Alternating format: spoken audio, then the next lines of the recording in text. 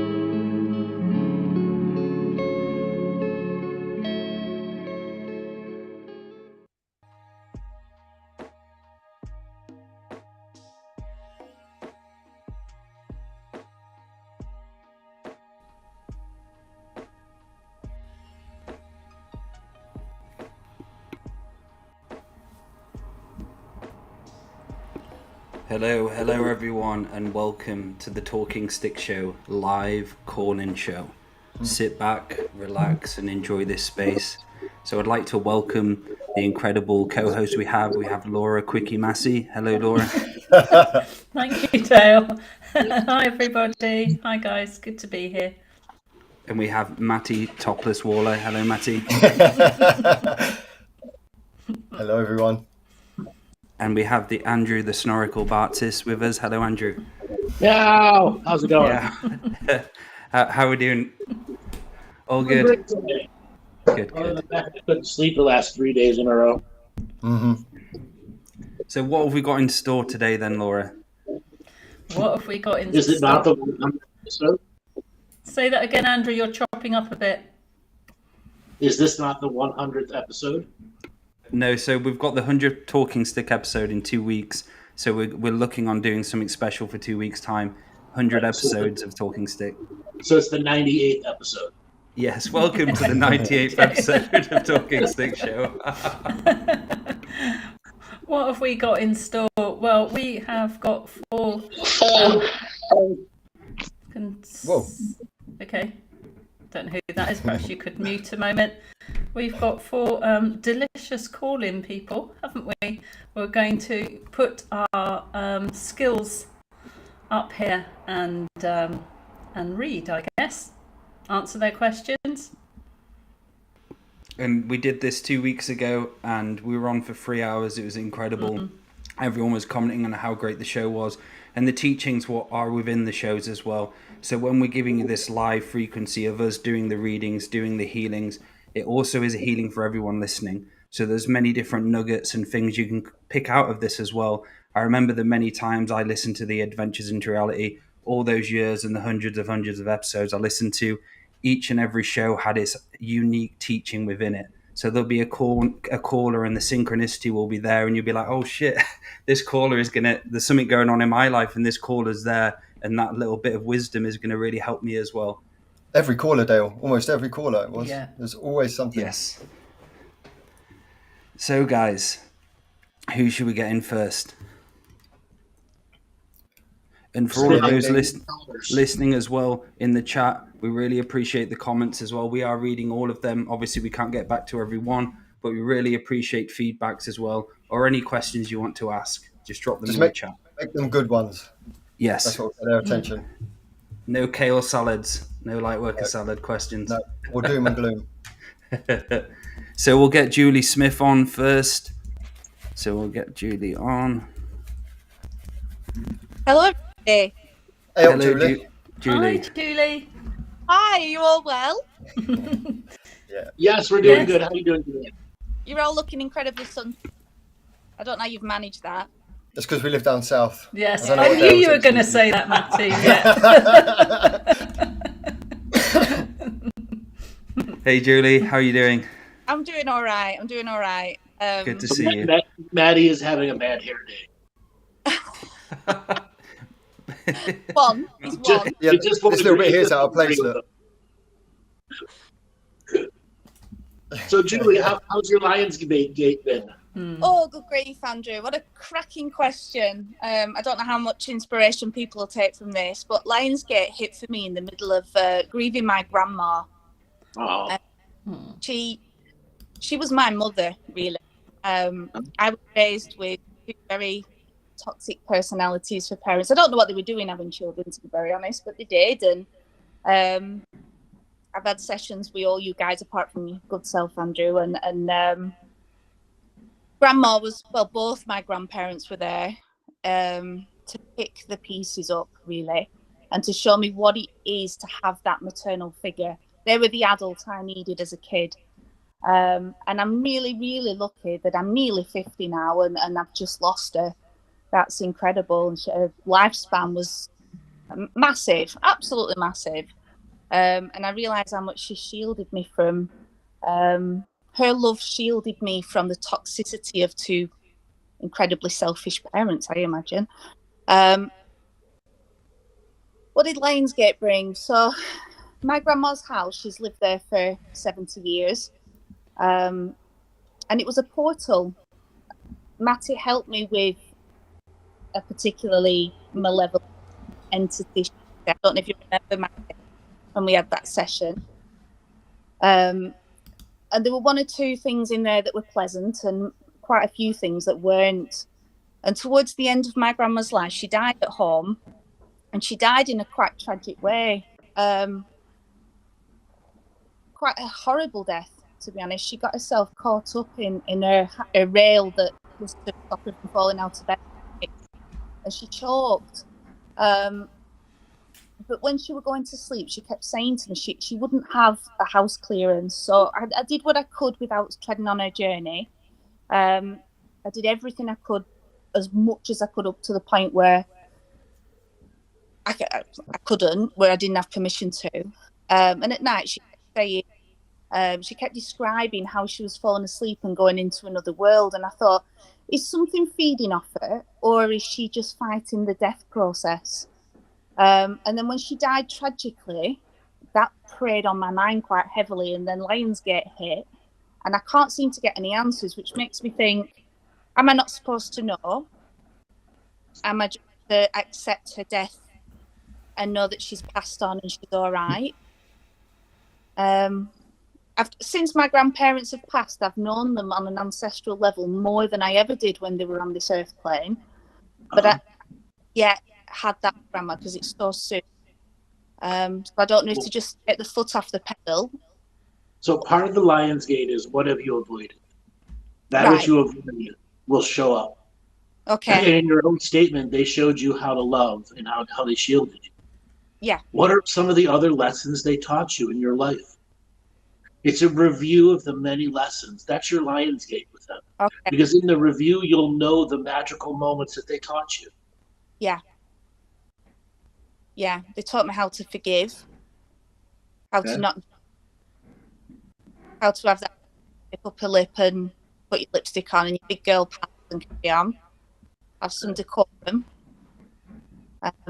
Yeah, they did. And I suppose this summer holiday, because I work in a school, this is the first summer holiday where I haven't been every day, but I have to walk past the house and it's just not the same anymore.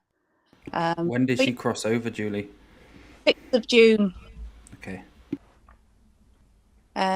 Yeah.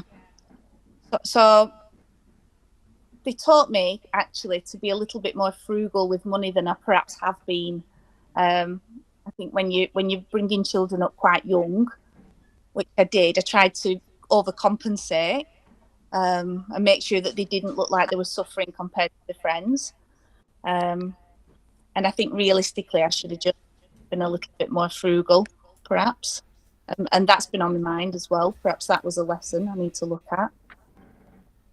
But yeah, the the tragic nature of a death that's bothering me, I think. And Yeah, for a little part of this journey is to actually write down the many lessons that they taught you, and right, how you passed on some of these lessons to yourself or others. okay, Because as you said, you've known them for many lifetimes. This Mm. isn't the first lifetime that they pulled you out. no. Okay? So what are the common themes they taught you that you were able to teach others? Right, okay. What wisdom did you pass on generation to the next generation? Love, I think. Huge. What about Massive. love? What about what love did they teach you? Very different. My dad's mum had more fun in her. Yeah. My mum's mum, who's just died, was more traditional, but with a wicked sense of humour. Very different characters, and I needed both of them. And what did they teach you as a woman who had to love other people? Yeah, I think my mum's mum taught me to just make sure everything looked all right. And really, I should have been a bit more honest about the state of play, but that's her generation, where you didn't let on to things like that. You just got on with it. But whereas my dad's mum had more freedom and spirit around her. And did you take on that freedom of spirit? Yeah, and sometimes at the wrong time in my life. And sometimes I didn't quite get the lesson right at the right point in my life and made wrong decisions. And when I've reflected back and visited younger selves, I thought, I know I've got that wrong. That's the lesson.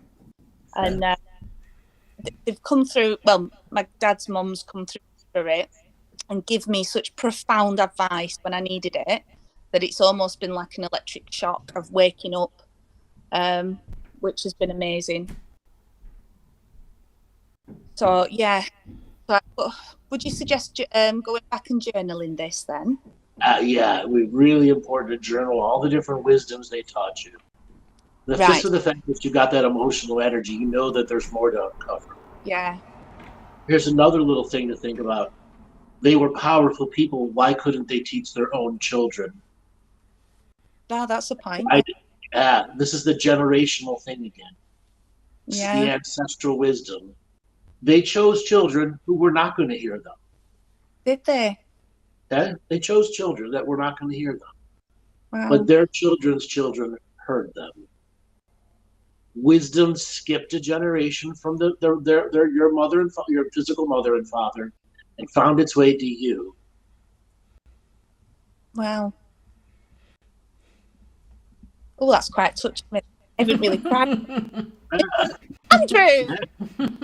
And now when you have what about your children and their children's children? Yeah. Really strong. And my grandchildren. Okay. What wisdom do you have to teach your grandchildren? Oh gosh, I pour it into them like a cup, whether it overflows and they don't hear it or not.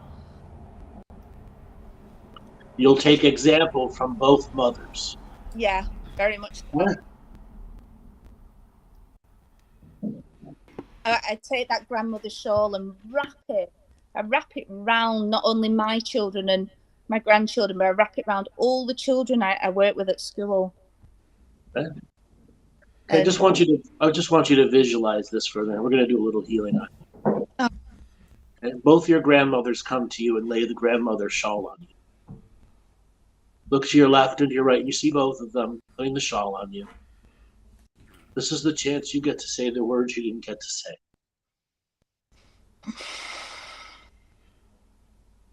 I feel them all the time. I feel out now speak to them. Within me. I feel like they're in every cell of me. Because they are, but now speak to them. Annie Pauline, you had such a tough start in life, and when I think of joy, not and a giggle, and standards,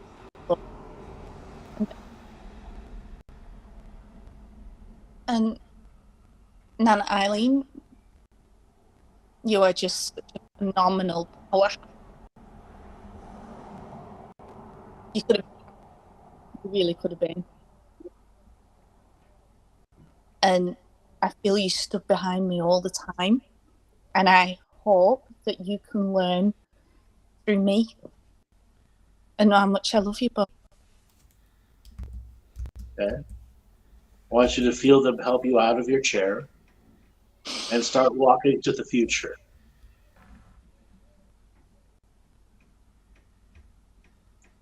And as they let go of you, they have never left you. They're waiting in the future for you with memories. They are. Okay. I looked at my granddaughter before Laura's session, and my dad's mum, her face overlaid on little Bella's face. And I thought, is she with Bella or now? Is she looking after my grandchildren? Is there an aspect there? Is it chance for me to be grandparent to her? Yes. And more. She's now watching out for your grandchildren so you can grow into the grandmother.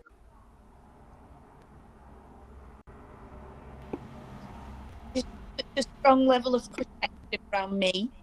Yeah. And I know that comes from ancestral protections. Okay.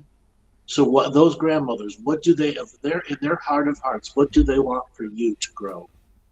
They know you like the back of your hand. Yes. What do they want in your life that will make you grow in love and hope and faith? They want me to not wander anymore from my nature. And they want me to not try and fit in and just be me. And I'm lucky I'm in the right job. I'm in the right place with my grandchildren and my children.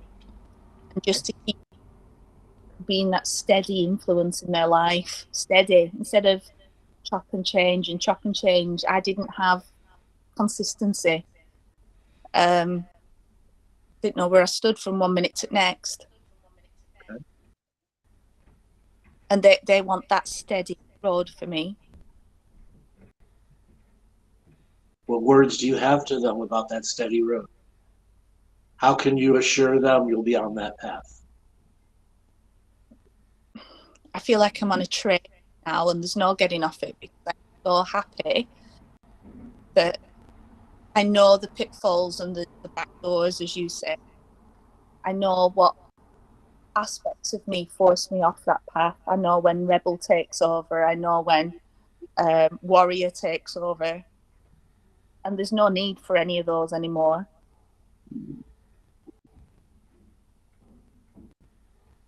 I've nothing to prove. But I want you to tell them, I'm now going to retire the rebel inside me. I will retire. It's tired, it's gone.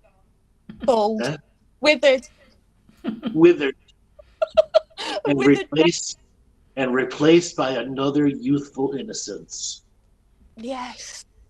Okay? That will help you grow without having to rebel. That will help you find passions and love that will help that future be so much easier for you.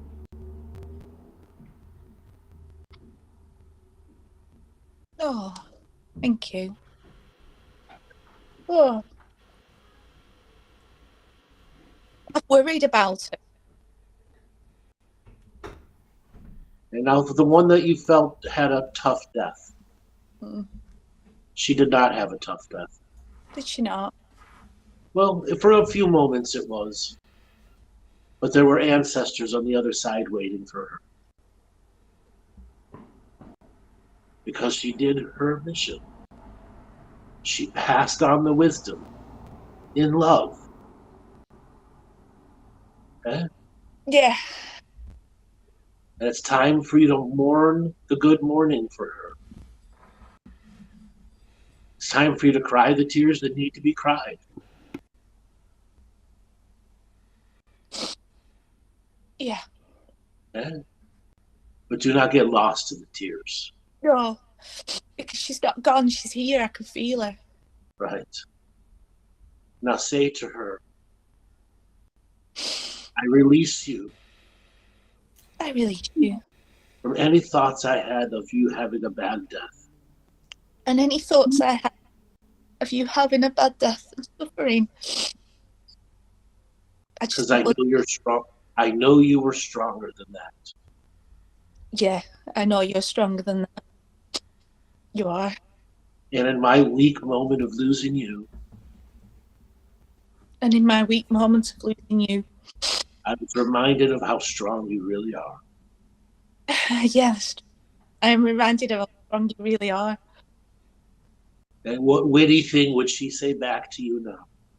She'd say, oh, you are being silly. I used to say to her when she was really Go ahead. sorry. Go ahead. Oh, gone What hard. about her? What about her wit? What did she teach you about her quick wit? Oh, she was naughty. She was married to the ultimate prude, my grandfather. And my grandmother had the dirtiest sense of humour. She could turn anything into an innuendo. She was like a walking carry-on film. And she used to So have give us an example. Give us an example of some of her great lines. oh, good grief. So the last 4 months of her life, and she'd be struggling with pain, and I'd say, Nan, I work in a really rough school that orders 3 really bad. If you want, but only if you want, I can ring that man on that estate, and he'll come round and he'll book you off if you want. You've had enough.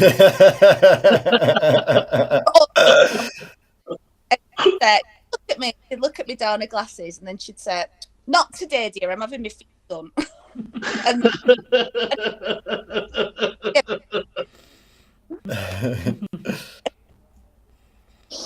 My nan was like that. was she? Mm. Like, she had no filter. Absolutely not. No. I took her shopping for some shoes, and there were a young girl trying some shoes on, and she was quite a chunky lad, and she had a bit of an inappropriate set of clothes on that revealed a bit too much, and I could see my nan looking at her, and I thought, please don't, please bring this size of shoes quickly, please get me out of here. And then really loud, she said, look at her, and I went, Nan, don't. And she said, you'll get vaginal flu with a skirt that short. To me, and I'm like, no, it's not a thing. She'll get vagina flu. That's awesome. Oh, is it a thing? Now, you have got to use that line on one of your grandkids when they go out too inappropriately dressed. Wisdom from your great-grandmother. Vagina flu. Yep, vagina flu. That's wit. Oh, thank you so much, Andrew. You're I feel welcome. better. I feel released. Yes. And no vagina flu for you. No, I'm cold.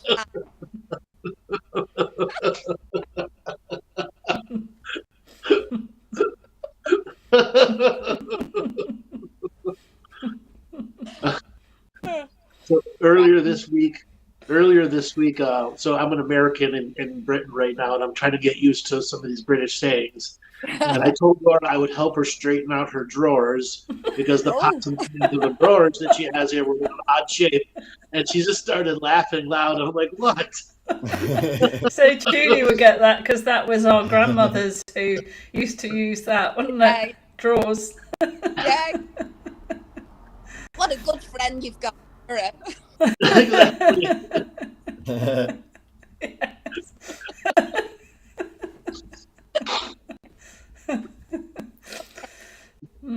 Those older words are dying out, though, aren't they? Like my nan used to say, the Yeah. wireless. You know, Yes. whenever she talked about the rate of the wireless, the pictures for the cinema. Yeah. There's all kinds of old words that have just gone now for that generation. Yeah. Yeah. Taught me the words pigeon, which I didn't realise. A stool pigeon is one of those people at work that hide in the shadows and report back. Stool pigeons. Yeah, I've never heard of that before. But we all know one. Right. And Julie, Oh yeah, we all know. Julie, do you remember our grandparents would have said if they were going to the loo, the toilet, they would have said going to spend a penny because it was a penny you had to put in the slot, and they'd say going to spend a penny. Yeah. Yeah. You would. Or and the little. You cut Did you always out have a bottle of sherry somewhere? Yes. Yeah. My granddad used to say he went doctors when he went to the pub, and I thought he was seriously ill for years growing up.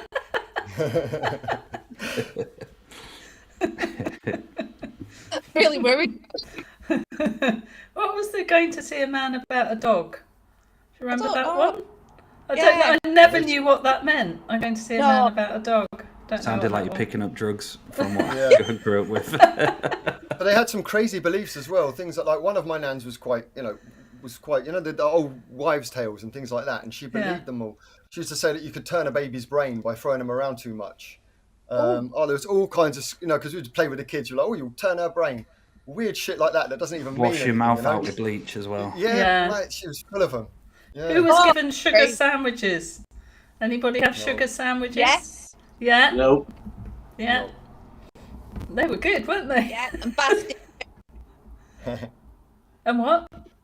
They used to make us in a thunderstorm. They used more my Irish nanny, my dad's mum. She used to make us open all the doors and windows to let the lightning out. That's the poltergeist energy. Yeah. Yeah, let out the poltergeist energy. That's that lightning energy. Exactly. Yes. Yeah, she used to make us touch that door handle that's massive and metal. So, Julie, it's been an honour, sister. It's Thank great. you. Yeah. And thank you for calling, and great to see you. And Yeah. when you do, Write down your grandmother's book of wisdoms so you can teach them. Yes. Yeah. I will do. The red-eyed Have grandmother. a great day. Good luck. have a great day, sister. Thank you so have much. a great day. Bye, Julie. Thank you. So next, guys, we're going to bring Leonie in onto the show. Hi. Hello, Leonie. How's everybody? Good. How How are you doing, you? sister? I'm okay, thank you. Yeah, I'm all right. But yeah, I've had a bit of a weird day, but Where are you calling from? I'm in Huddersfield, West Yorkshire. Up north. Yorkshire. She's Leonie's done quite a few of my workshops face to face Yeah, before. I've done a lot of So work. I've met I her was a few just times. there in Land of Sheep. Yes. The land of You're Wi-Fi. not wrong, you know. You'll Right, be right. returning. You'll be returning to the land of sheep soon. Oh, God. So, yeah. So what's happening in your world, Leonie? Well, a lot really. I had loads of things that I wanted to talk about, and today it's kind of all gone out of my mind. But when is it Julie, the lady that was on before? When she'd started saying some things about her grandma and stuff, it kind of triggered me a little bit. I don't know if that's the right word, but I've had my grandma recently died, and then I had another family member we've had 3 deaths in a really short period of time, and I've not experienced anything like that before. So it's been a bit bittersweet because the family's not very close, and we've all kind of tried to come together for this, but it's just had it's left me with a lot of mixed feelings. I don't really know how to put it into words, really. I don't know. When my grandmother died, it was like the death of the matriarch, and the whole family just fell to pieces. But before that, she was very, very. She held the family together, you know. Yeah. But then, I then didn't once really know her very well, to be fair. Ah. I didn't really know her. I went and I paid my respects, and I'd spoke to her, and I had something that I wanted to give her, and I kept forgetting it. And then the day that we went over, I'd forgotten it again. So I was like, oh my God, and just as I was getting out the car, a feather fell. So I thought, so I'd give her that. And then I'd wrote her a little note, but I just feel a little bit out of sorts with everything and everyone. Not personally, but it's just,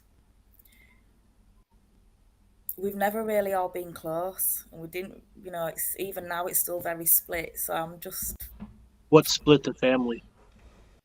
a lot of things, a lot of things happened. Like, I didn't grow up around my parents, and I've realised that it's actually more of a cycle, because we're just all separate. Even like with siblings, we're all not together, and I don't know how to change it. Like, I do a little bit of ancestral work, not as much as I used to, but I do connect with my grandparents in spirit, and I have for a very long time. And I know they're around me, but I just feel confused about, like, where's life gonna go, and how I don't know. It's just made me feel very weird. And then hearing Julie speak about it today, I thought, I've never been on a live like this where someone's had such a similar experience, and the knock-on effect that it actually has. You go through life thinking you're okay, don't you, and everything's fine, and then we'd gone over there, and it was all like really just mixed emotions for me. I didn't know how to take it, because... Are you in a relationship now? No, I don't know. I'm all by myself, little old me. All by yourself. Children. So it's kind of amplified for you right now. Yeah, I just think, like, there's no support. When was the last time you I don't want to get emotional. I swore I wasn't going to do that. But I feel really, like, overwhelmed all of a sudden. But I'm glad there's to be infinite here. support if you want to let it. It's just hard. Everyone's got their own views, their own experience, their own outlook on how things have turned out, and everyone's been affected so differently. So let's let everyone go for this conversation and make it just about you. I know, but I don't know where to start. It doesn't matter. I'm happy in life. You got four really good psychics here who can find all the things you're avoiding. When was the last time you had a relationship? How long ago?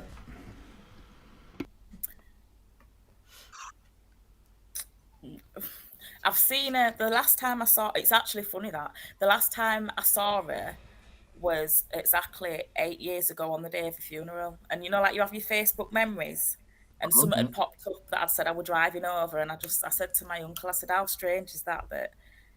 But even then, it was very brief, a 10-minute here and there, and she didn't speak much. Mm. To me, so anyway. when's the last time you were in a relationship? Yeah. Or me? About 8 Not anyone years else now. but you. You're going off to other people again. We're talking to you. Oh, it's been years, like years. How many years? About 7. Oh. I was probably single before that. I just didn't know it. But yeah. Why? Because I thought we was building something, and he obviously was doing other things that was out of my control. And then when did it end? When I was pregnant officially, for me, like, I'd fallen pregnant, and we discussed it, and she wasn't planned, but there was a discussion there. Do you know what I mean? And I was open to speaking to him about it, and he didn't have any children, and I'd know him for a little bit before that, and he seemed like a nice guy, and I thought I've done the right thing here, because my previous relationships have not been like that. And then I was like about 7-8 weeks pregnant, and he said he was going abroad to see his dad, and I didn't see him again until he came back. But that was something that was even hard for me to admit for such a long time. One, I was embarrassed, if I'm honest, because I already had 2 children. I didn't have the best upbringing, and I really wasn't ready for another child. I love her to pieces. Like, she's like my little blessing, and she's a lot of the reason why I'm on this journey now is because of her, because I wanted a calmer life, and I was looking for alternate ways to heal, and then I found the Reiki, which led me to Dale, and he's been stuck with me ever since, haven't you, Dale? Yeah. Can I ask you a question? Can I ask you a question? So I want you to try and answer this as best as you can. So why haven't you let love in for so long? And if you can answer that with honesty, so go ahead. Truthfully, because I feel like I want to meet someone that I can be my true self with. Like, I don't know very many men that are I don't know how to put, they all Loving. seem to stem Loving. from the and they all seem to kind of stem from the same type of the fairy So tale. I'm The going to fairy ask everyone, does everyone feel that's true? The fairy tale. Yeah. Yeah. I don't believe in. It's not that I want a fairy tale. It's funny, me and my brother Yes, were you on do. about this today. You The have bar's set the too bar high. so Set you the have bar set too the high. bar so high. The bar Do you is so high think? it can only be a fairy tale. You've set the I bar don't so even high. know where to go to meet people. Like, I'm always in my house. Thus, I don't socialise. That's it. That's the Yeah. problem. Sort of helps to But go out on I would dates. like to meet someone, but I'd like. I want to feel safe with a man, and that's. you're going to only feel safe inside yourself. The man's not going to there to make you feel safe. Otherwise, it's a codependent relationship. That is very true. Actually, you're right. I don't know. And you're just giving yourself the gift of actually getting out and doing things and trying to challenge yourself as what is it that I actually want to do. And you go out to make friends. You know, you And go go out get your to tubes actually, tied. Go get your tubes tied. yeah. Oh, no more babies, not for me. anytime Go get your soon. tubes tied. Dale. Yes. I joke about that all the time with my mum. It's all come back to me now. Yeah, I do. I joke about it all the time with my mum. She's like, "You're too young for that," but I feel like I'm happy with my So children. how often Yeah. do you go out and socialise? What She is a doesn't. week? She just said it.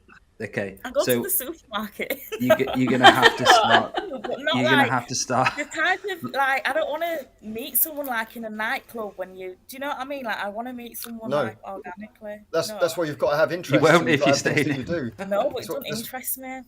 Going out like it. I don't know. Clubbing and stuff is just not for me anymore. I don't feel like I fit in. I don't That's fine. You don't have want to to be club. out past Well, 12. I want to be at home in my bed.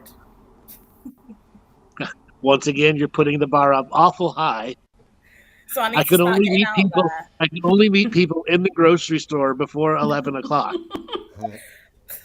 Me and my friend has a joke. She calls it Single Saturday. She's like, if you want to meet someone in Asda, go shopping on a Saturday evening. She's like, they're all in there. You can go try speed dating. Maybe, I don't know. The whole point of it is if you don't like them, move on to the next one. Okay? Try it. My mum signed me up for Married at First Sight, once. That was well embarrassing. That was another- I'm not doing that. That was another fairy tale. Yeah. Imagine though. Imagine. I mean, it must work for some, but no. Do you like And dancing, the irony Leonie? of your Facebook name as well, I Leonie used Sparkles to. at the I end. dance around the house. But Yeah. What about Yeah. like a I don't know. We have hip hop and stuff. Other clubs around here where you can go to and learn to dance, but also or a Zumba or something like that, or some. If you like dancing, then that would, that's always a good place to meet people. someone to just- Generally, Does it have to be a man? Guy, Does it have to be a man? preferably, yeah. Okay. I do always make a joke though and say like, if I were dating for looks, I'd date women. Yeah, but- Okay. Okay. Preferably a man. Okay. Now, how do you preferably meet a man if you only go to the grocery store? Well, no, I do go out, but not the type of places that around here. Yorkshire, College Town. Yorkshire, say that again. Yeah. Yorkshire. Andrew's up on his Yorkshire slang now. No. But yeah, they're just not the type of clubs I'd go into, and a lot of people in there now are a lot younger. I do tend to find. that I Okay. meet So, younger men. what alternatives to clubs are there? I don't know. I'm hoping universe is just The going to land of sheep and coffee shops. Oh yeah, that's a good idea. She's still Don't got a drink young coffee head on. though. That's what's going Wow. on here. It still took got me your to young point head on. that out to you. That is actually a really good idea. I might try something. I'll challenge myself and do. I don't know where I'll go. Like I'm gonna have to. 'Cause it's not all about peacocking and drinking loads of alcohol and parading yourself in front of people. Like that's not where Yeah. you're going to find the kind of thing that you're looking for. That's what you would have done when you were young. I wouldn't be able to go into one of those places now. You've got to reinvent Yeah, yourself that's as how who you I are feel now. though. Like my friends will, want to go somewhere, and I'm up for it. I like getting ready and stuff. And then within an hour of being there, I'm like, no, I want to go home. I just feel like it's not. I need to find something new, a new hobby, I suppose. Yeah, but why can't you just have fun after an hour? Why? Because there's all the old use. You can't have fun at a club if I'm not looking for. It's not that. It's I don't know how to explain it. It's yes, you do. Yes, you do. To me, like, I'd rather go to a bar or somewhere and my friends aren't like that. Yeah. I'd rather go. Do you know what I mean? So it's you want to go to a place where you can hear people talk and the dance music is not so loud you can't even hear yourself think. No, it's not that it's not the music. It's just more the environment, like the type of places. They're gonna kill me for this. The type predators, of places, like the go, are very, like, to me, like, just run down and dives. Really, like, that's no judgment on anyone. It's just not somewhere I'd go. So, and I've tried it a few times. My friends had me out a few times, and I've been like, never again. Just no. And it always kicks off at the end of the night. Yes, this is it. And then there's the predators walking around and the blokes wanting to fight each other, and it's just horrible. What about live music gigs, Leonie? It's Yorkshire. We have gigs up there. Andrew turning to the dark side like me. What about like salsa dancing or some dancing during the day, which a lot of people go and they may have a few drinks, but they're not party people, but they are people who are let loose. Because I definitely think you're going to have to start working on the socializing skills, especially if you need to meet someone. You've got to get that feeling of being around people, being around new people again, because it's going to scare you a little bit when you go out there. But if you keep going back and back, and eventually it'll feel comfortable. And that's the thing with me, what happened to me. I had to make little steps to get that socializing back. And as Andrew calls it, the socializing muscle. You have to start doing the weights. You have to weight train again. And if you go out to one of those scenarios where there's lots and lots of people, like I did it myself, I realized I'd had the same thing. I'd lost my social skills, and I went to a pub and sat there, and I wasn't talking to anyone. Everybody's talking to each other. So it was really demoralizing. So I think that the thing is also to go with anybody, as well. Yeah. So you're not just sat there like a lemon. As well, because like I had my twins when I was 15, so my whole life has really been at home. And do you know what I mean? So the odd time that, like, I'm just not in that circle. So it's if you something that you're not used to all the time, like, and I don't understand how, because like there were times when I was younger and I'd go out and I'd have such a great time, but as I've got older, I've just. How old are you now? I'm 33. 33. You're over the hill. You're over the hill. Yeah, no hope now. Well, I started at 33. So no, but I do feel in a lot of other ways my life's improved loads. I feel a lot calmer, and I think I manage better. It's just more emotional stuff, like, and when you're by yourself and you're sat and you're thinking, it's.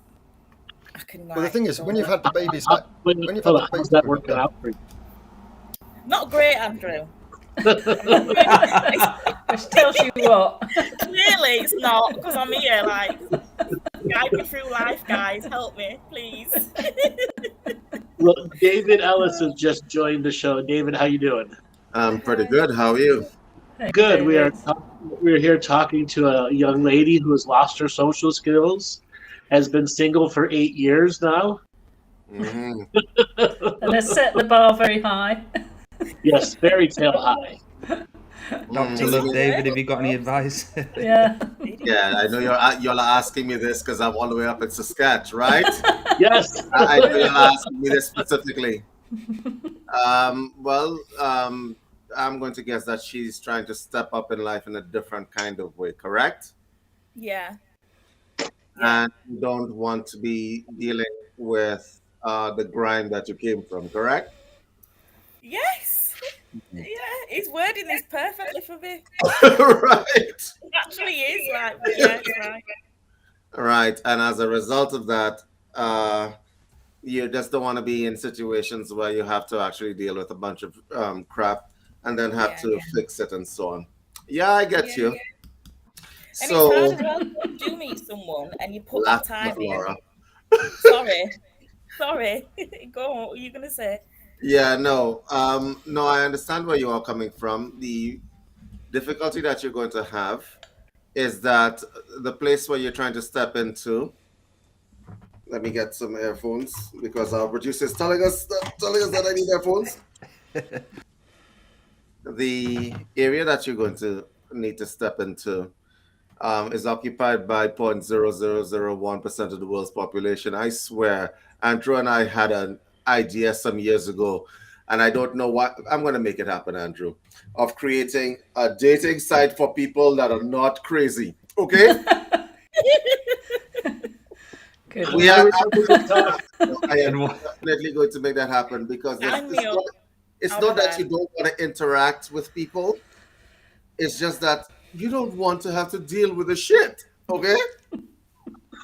And everybody, all of y'all except Dale, look at the smile on your face. You are the odd one out. Just so that we're clear. All of us, because you're happy, right? You struck gold, right? I think all of us don't want to have to deal with that stuff. On the other hand, if you don't deal with that stuff, are you being avoidant? Think about it. Yeah. But the truth of the matter is, I want to take two different ways of approaching this. Realistically speaking, 0.001% of the world's population want to enter into a space where they don't have to deal with all this crap, right? Mm-hmm. So you have the rest of the 99 point whatever percent of the population. Mm-hmm. They're either into drama, they're into some other shit that is going to be detrimental to your life, or they have no respect and stuff like that. I get it. And then you further isolated yourself because you're hanging out with people like us. That brings you down to the negative percentage, right? It's a nicer space to be in. Life, hoping that you run into somebody with a spiritual outlook. Yes. But wherever. All right. Wow. Do you see the things you've done to yourself? Like, honestly, if I had to do it all over again, I'm not saying, I regret nothing. But if you were somebody who likes drama and doesn't mind getting drunk and doing stupid shit, your pool of people that you could possibly meet would be infinitely greater. Okay? Yeah. But you've chosen another path. That is the road that is less traveled by a lot of people. And it's not that these people do not exist. They're very spaced out all over the world. Okay? So your powers of manifestations, I suggest you seriously concentrate on them, right? And try to manifest things. And then you have people that make their life even more difficult by going to live in remote areas of the planet. Like Yorkshire. Areas of the planet. I love how he says that. I love how you say Yorkshire.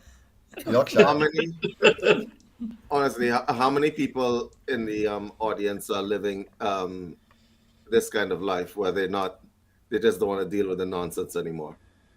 The vast majority of us. I definitely am. The vast majority of us. Yeah. Dating site is on its way. It's on its way. Because this problem is getting a little bit out of control. Because a lot of people, they choose the life of spirituality, but it also is a life of being alone a lot of the times. Does that make sense? Uh-huh. Yeah. Except she has 3 children, so she's never truly alone. And well, I kind of am now. My eldest 2 have moved out, so it's just me and Isla at home now. Okay. But you still have to have an innocent conversation with her. You still have to be the mother. Yeah. So you're not an adult. You're not an adult most of the time, and you don't have the adult social skills, which are. It's not how you doing and back and forth. Yeah. It's regular emotional context and conversation that have nothing to do with sexuality. Yeah. Letting a person in.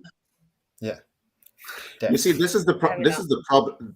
A nice one, Andrew. I got that pun. Right. Right. Here's the thing about spirituality. Even at its base levels, you gain some kind of psychic awareness, correct? Mm-hmm. Yep. Yeah. So you could see shit coming from around the corner, right? Yeah. And when you see it, Sometimes. it's like, yeah, I don't want to deal with this, right? I am very That's like cool. that though, as well. You gain some level of awareness, and I think that's part of the problem. I suppose you could see it from a different point of view. The truth of the matter is, if you attempt to look at people who are coming at you with all that chaos around them, and you attempt to help them with the chaos, then you're interfering. Yeah. If you avoid them, then you might be being avoided. Yeah. This is making a lot of sense. Right. That you're trying to be avoidant. So honestly, my suggestion to you is work on your powers of manifestation a lot of the times, but you can't pigeonhole yourself into the supermarket, right? And you need to go out, right? Assist your friends in Yeah, that might be a good move for me, that. That's right. You have favorable boyfriend wins. Yeah. Warning, relationship tornado coming. I might You know what? That's actually a good move. It Yeah, could. It would. Yes, I might have to have a think about that. Yes, because if you do all the manifestation in the world, you have to actually help that manifestation by putting yourself into situations where you might actually come across somebody walking across your path that is actually matching frequency. Yeah. And there's loads of spiritual communities where around your area, Leonie, there's absolutely loads. If you research on Facebook, there's loads of hubs of set up around the area you live in. So if you go to regular events where there's big, like 30 people there, you're bound to find someone who you may be interested in. It's just a matter of you telling yourself, counseling yourself, right, I've got to get up once a week, I've got to test myself to go out there, try and engage with people, feel confident.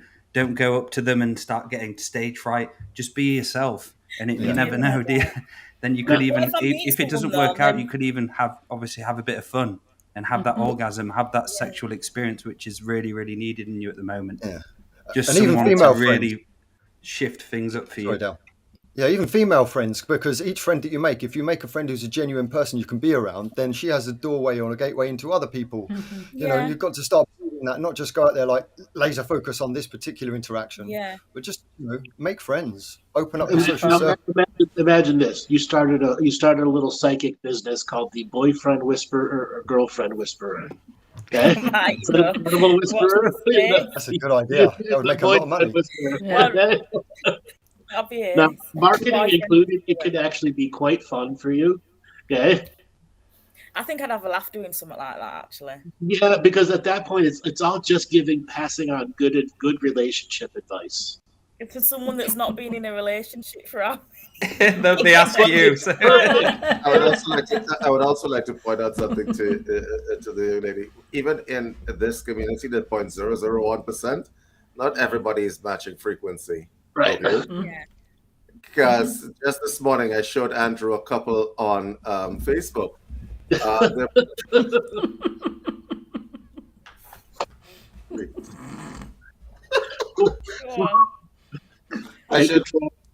They're both spiritual people, right? But it's a competition as to who's more crazy. Okay? And so even in this community, you're going to get that kind of thing. You're not going to get the same kind of stress, but you're going to get a different kind of stress with regard to people. Yeah? So you got to be careful with regard to what it is that you want to do. But yeah, I suggest that you go out and you actually meet people and talk to them. Like, I was going to laugh at this when I tell her to watch it. She'll be like, oh so here, I've been single for 5 years, but I haven't lost my social skills. Yeah. I haven't lost my social skills. You're on the internet and stuff every day, and you do lives like this. For me, when thingy yesterday, I was like, oh God, I'm so nervous. I've never even been on like a live like this, and now I am. So it can be done, I suppose. Okay. In that 5 years, have I had wants, needs, and desires? Sure. I don't let them run me. I don't let them run me. Okay. What runs you right? What runs you right now in that emotional field of relationships? I just feel like I don't know if I'm ready to really put myself out there yet. I feel like there's a lot of things that I need to get right with myself.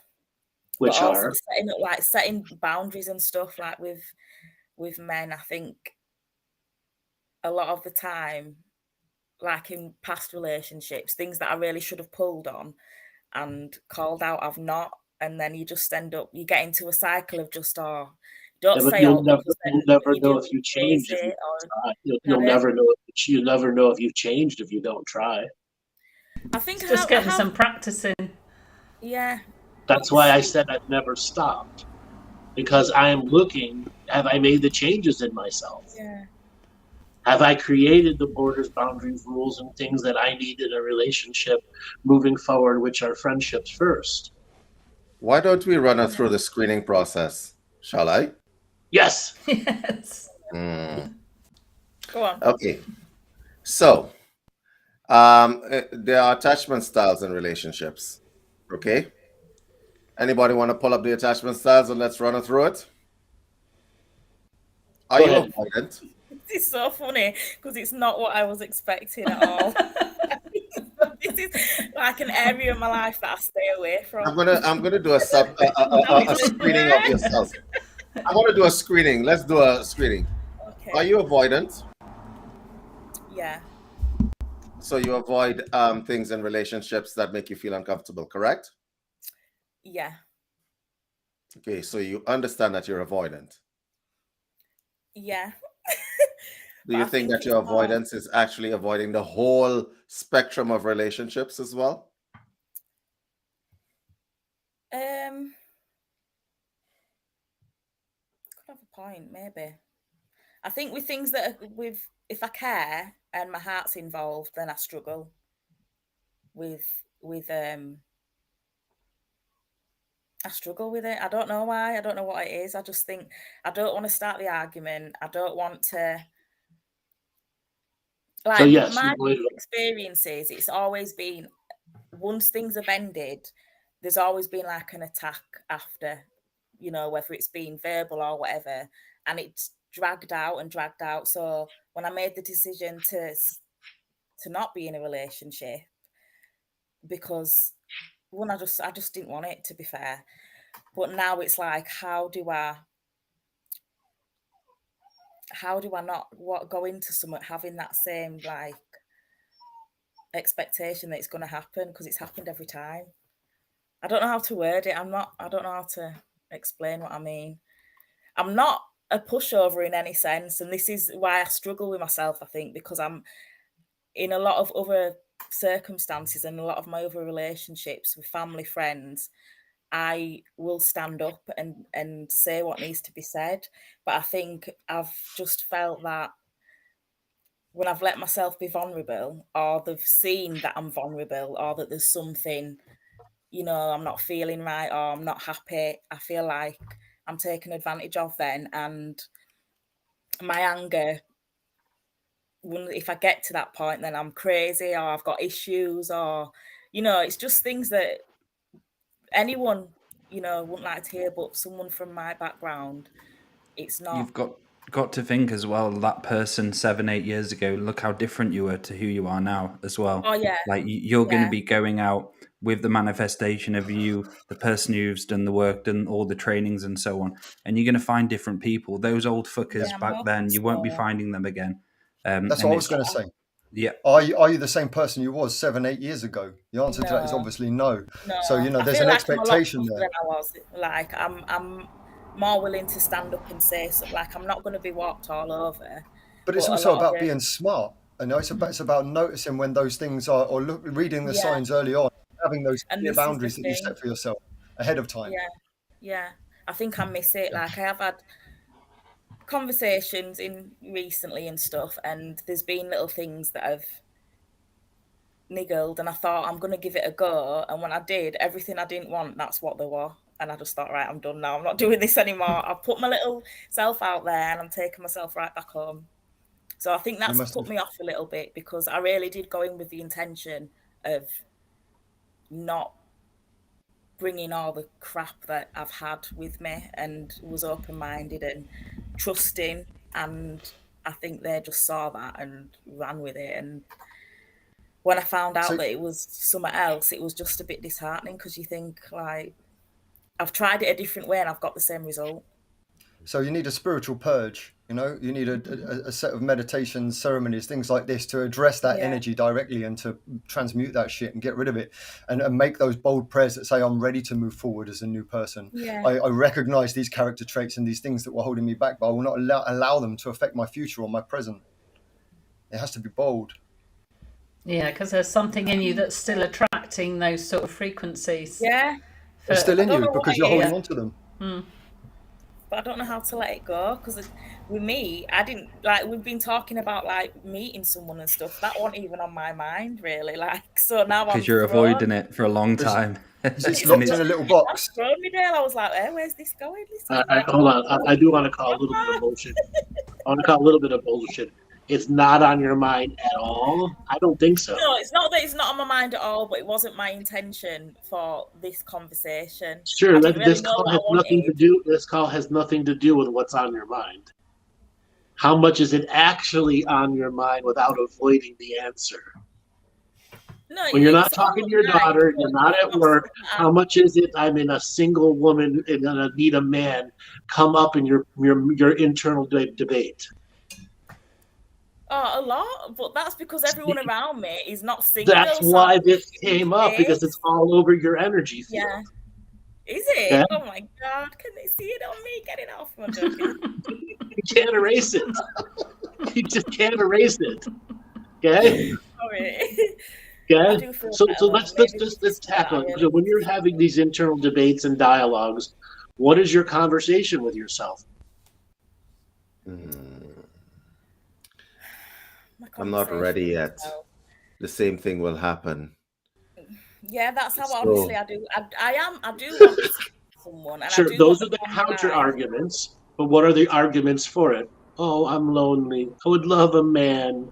Where's my knight in shining armor? Do you want me to be honest? What how honest I can be, really? Because it's like everyone's gonna. People that watch this are gonna. Do you know what I mean? But so what? You might as well be honest. I was on Andrew's show years and years ago, and he was pulling me up about my sexuality problems in front of a lot of people. I've had my roasting. Look, he's still here.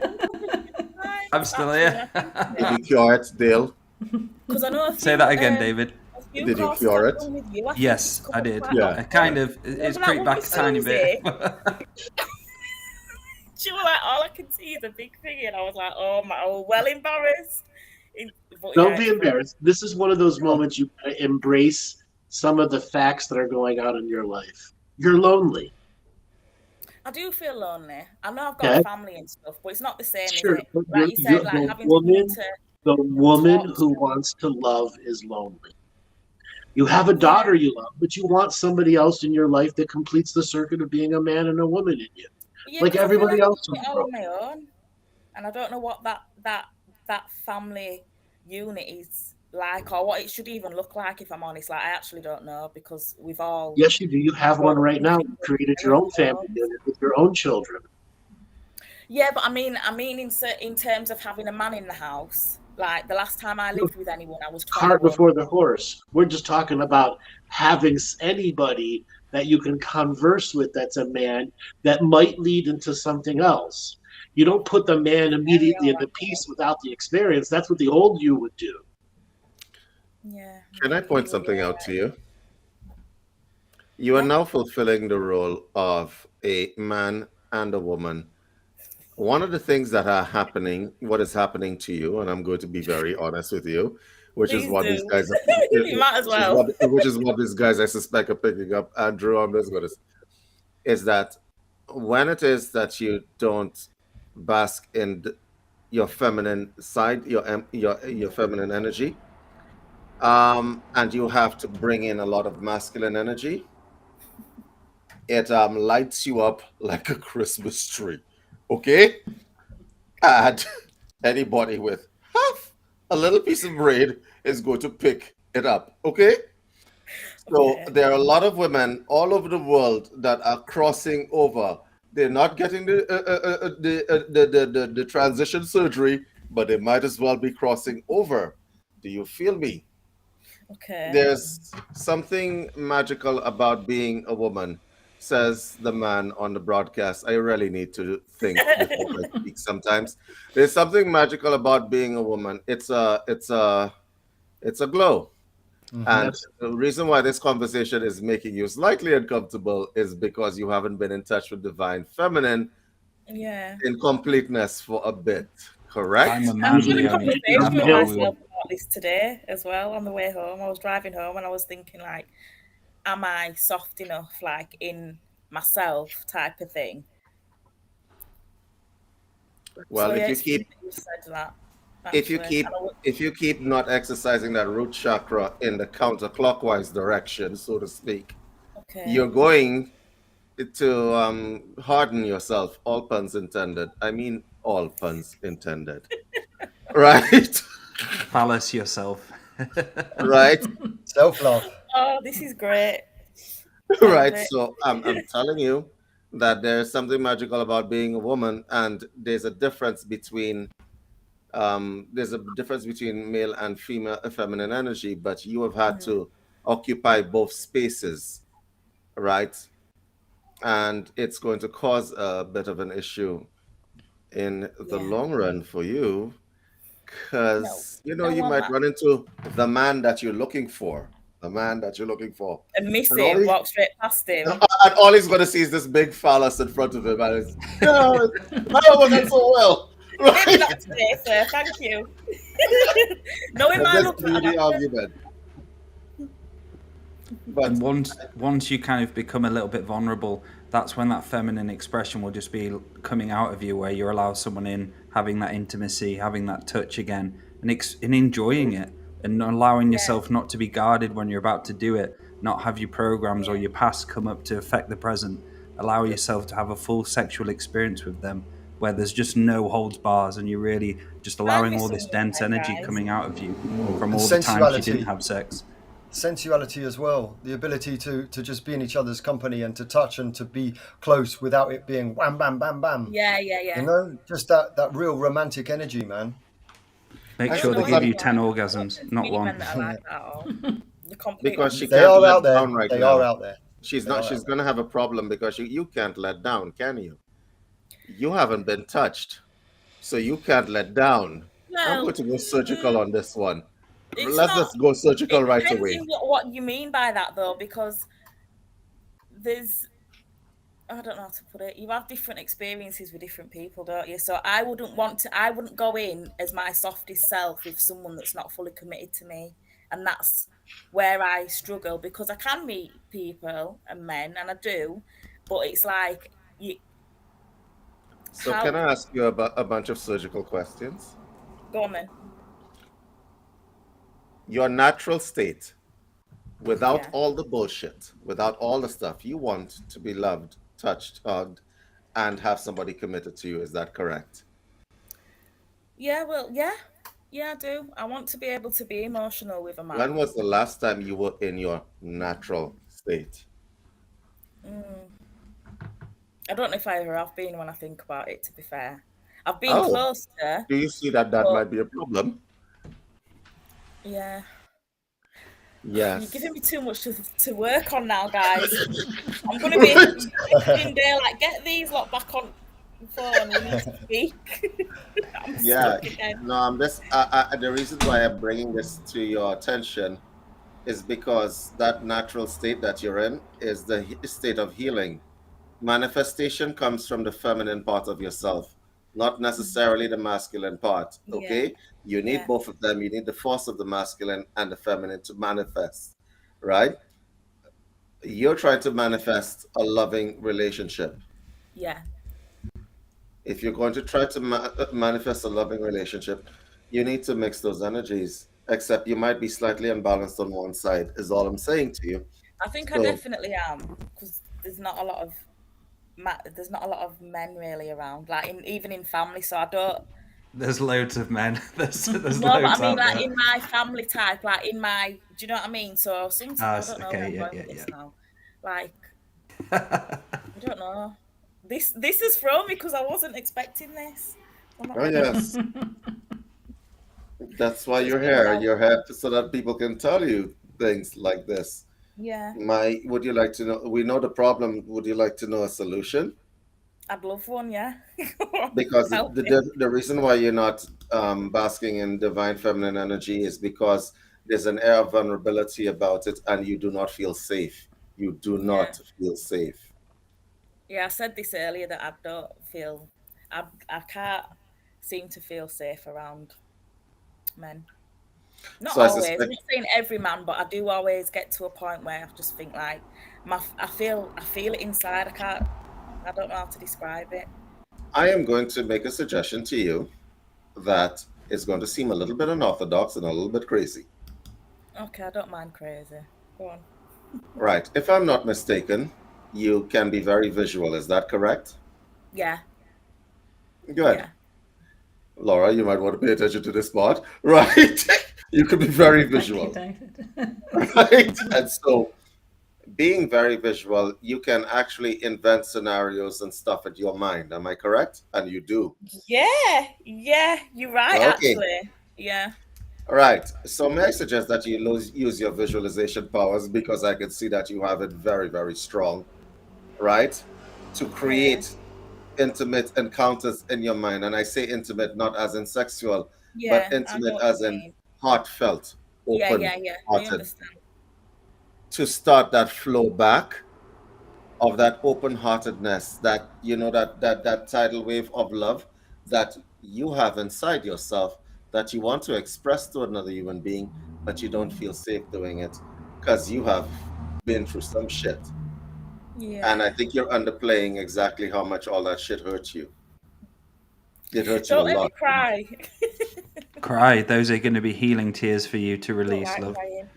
I think it really, really hurt you and pushed you to a place.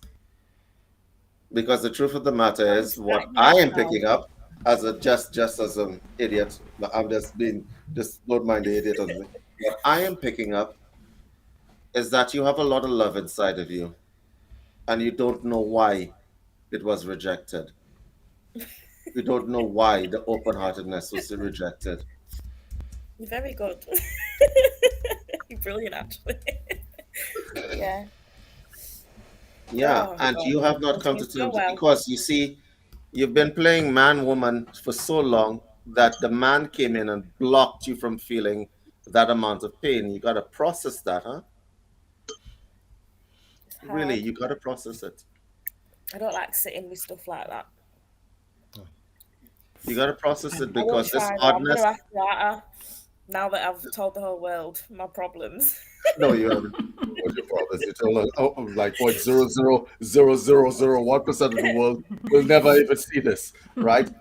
And my point is that pain that this is what happened with you. This happened to you. This masculine part of you came in and numbed you to fuck out. Yeah. It's not good. I Okay? know. Right? And you didn't experience it. So the safety, that trauma thing that you had going on there, that hurt, is going to stop you from being able to manifest. The only reason why I'm going surgical with regard to you is because I could see that you want to be a good person. You want to be a good person, and you want to be a good person to somebody, and you don't know why it's not happening. Yeah. And this idiot that did this stuff to you, that hurt you that badly, you have to understand that he's going along with the rest of his life because he has no higher level understanding. Yeah. So he's living in ignorance, so he can just match with anybody of the 99% out there. Yeah. You have chosen something different for yourself. I'm glad. And you cannot be hard like this. Okay? Only men want to try to be this hard and numb thing.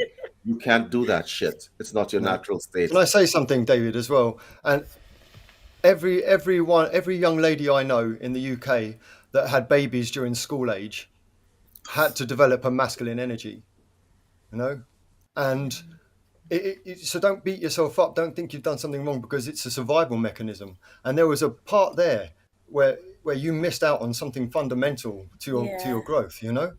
But you're not sitting in front of us an absolute mess, which many of these young ladies are, you know.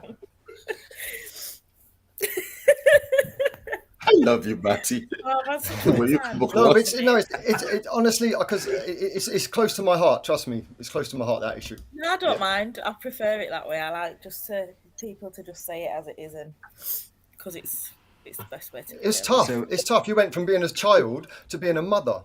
And then, of course, as well, if you haven't got a close family unit, if you're in a family unit that's fractured, then you're going to look for a male to be a provider. That's natural. That's definitely going to be one of those filters that you're going to be using. You know, and at that age, you don't have the social skills to pick the right men. No, God, no. Or dating skills, or the life skills, for that matter of fact. Yeah, it's right. So I want to sidestep here for a second and ask you, do you have any hobbies like writing, music, anything like that? Yeah, I like reading. I like listening to music. I don't journal as much as I do. I should, but I try. But I think don't do your own writing. You don't make your own music. That's what I'm asking. Yeah. No, I don't. What do you do? Just what do I do really? I enjoy I've been reading this book. What's it called now? The Conversations with Nostradamus. So I try, because like I said, I spend a lot of time alone. I'm not. So the answer is you do nothing other than read. No, I do loads. I do other things, but it's just life Tell stuff. us what? What? Stuff. What do you do? What do you do? No matter how benign it seems. Say that again. What do you do other than reading? I do Reiki healing. I do that every night. I send What them else? out. God, Leonie, what else do you actually do? Nothing. The answer is nothing. No. You've reduced yourself to just those handful of subjects. Because that's where I feel safest, and I'm happy. No, I'm not happy, but I feel that's my little piece of me that once I found it, I've kept it. Even if it's That's not way out there, more. You need to go on the expansion journey. You need a hobby that gets you out and makes you happy, no matter what the hobby is. Okay? I don't even know what flying kites. I don't know, knitting, sewing, music, dancing, choreography, opera. You said about dancing just now. Or the gym, I do classes and stuff, but not like it's in a. Like it's at the gym, so it's the same type of people that you meet. Not that they're bad or all, but I'm saying like outside of that, yeah, you're right. So let's challenge you for a second. Could you become a street mime? No. Why? I don't think I could stand still for that long. The street mimes don't stand still. They do like just be mute and not. I couldn't do that. I don't know. I couldn't do that. Can you do magic tricks, card tricks? I'll try. I wouldn't say I'd be very good at YouTube, you can get a PhD in card tricks in about one night. Okay? Really? Yes. Yeah. You have a kid to practice on. Okay? That's true, actually. That's a good point. Okay? The largest soap bubble in the world. And there's a million people challenging the Guinness Book of World Record of how to make the largest soap bubble in the world right now. Really? I don't. Yes. The biggest one right now is like 7.5 meters. Okay, there's a specific recipe that uses glycerin and dish soap to make giant soap bubbles.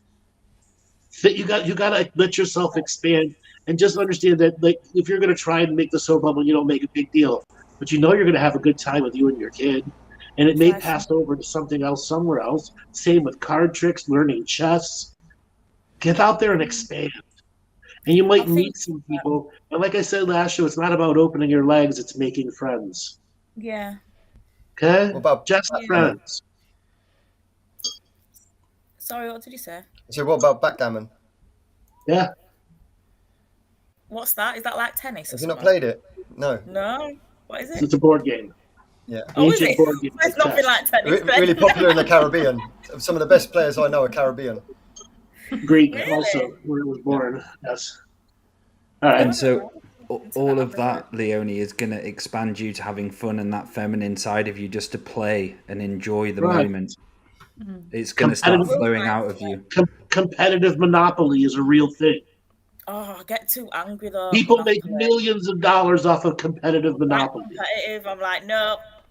All right. In the States, cup stacking is a national sport for the Christians. Okay? Cup stacking, plastic cup stacking. You don't believe me? Look it up. That is mental.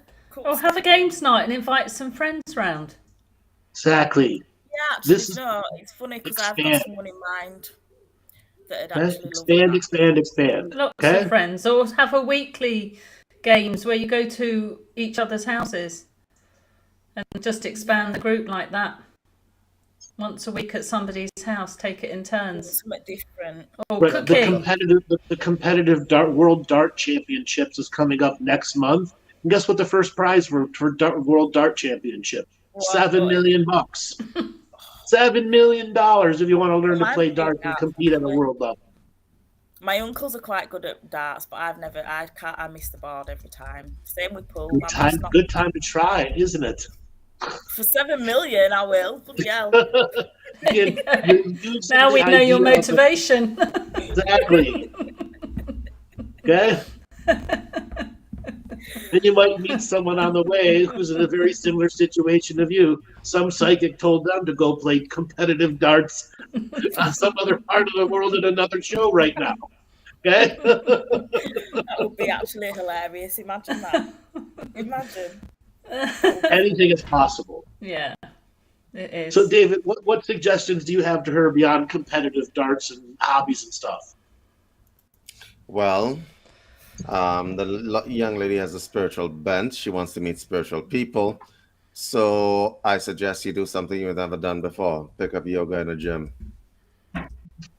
That would be the easiest and fastest way to meet people. Pick up yoga in a gym. Yoga. Do you think? I go there every day. Right for me. You go to yoga? Do you go to yoga?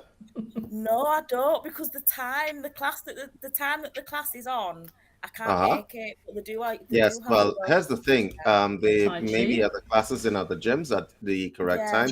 And the reason why I say this is because you're already going down the spiritual route. And you're down at 0.0001% of the world's population of eligibility. So I suggest you put yourself in environments where you might find. I will. Yeah. I will. I'm going to find something. I'm determined. Right, Go to one of those hot yoga sheds. They're beautiful.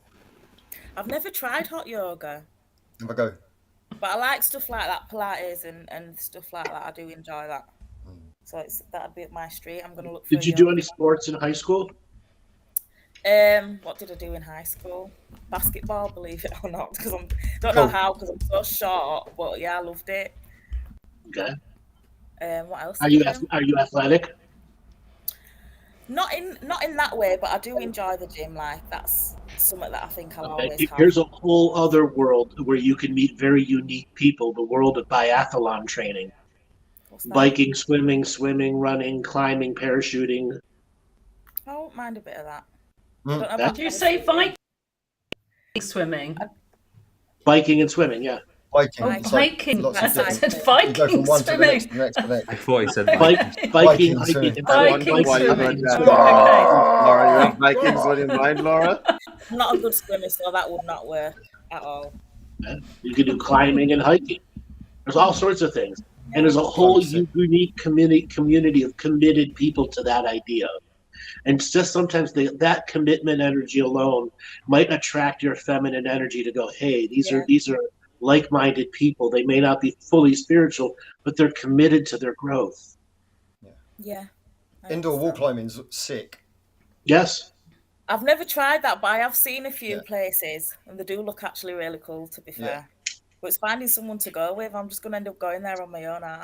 No, go there and meet somebody and then go with them next week. Learn it. Go there by intention alone. So Dale's microphone, I think, has packed up and he said it's time we need to wrap this up.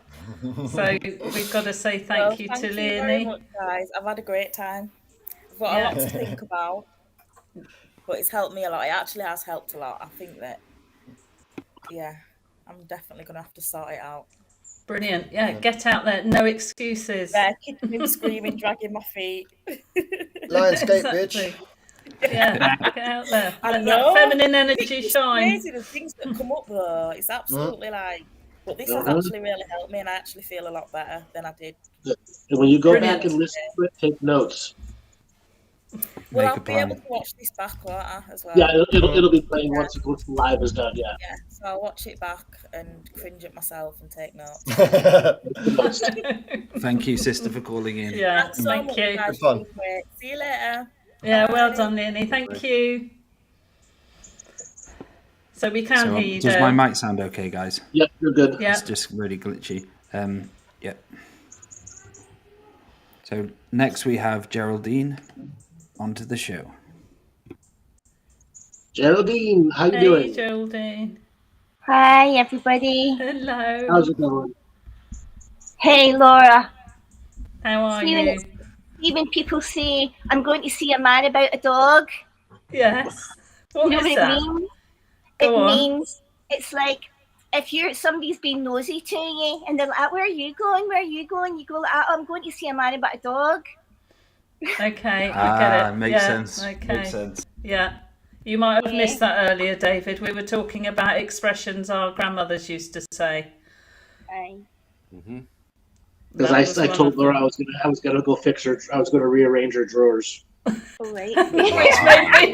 which made me laugh. Wow, and he Andrew. didn't understand why I was laughing. A wee bit of a wedgie. And I'm like, well, it's a bit like, matron, isn't it? It's one of those moments. Aye. If you remember the Carry On film. Yeah. Oh, Hammer your back door in.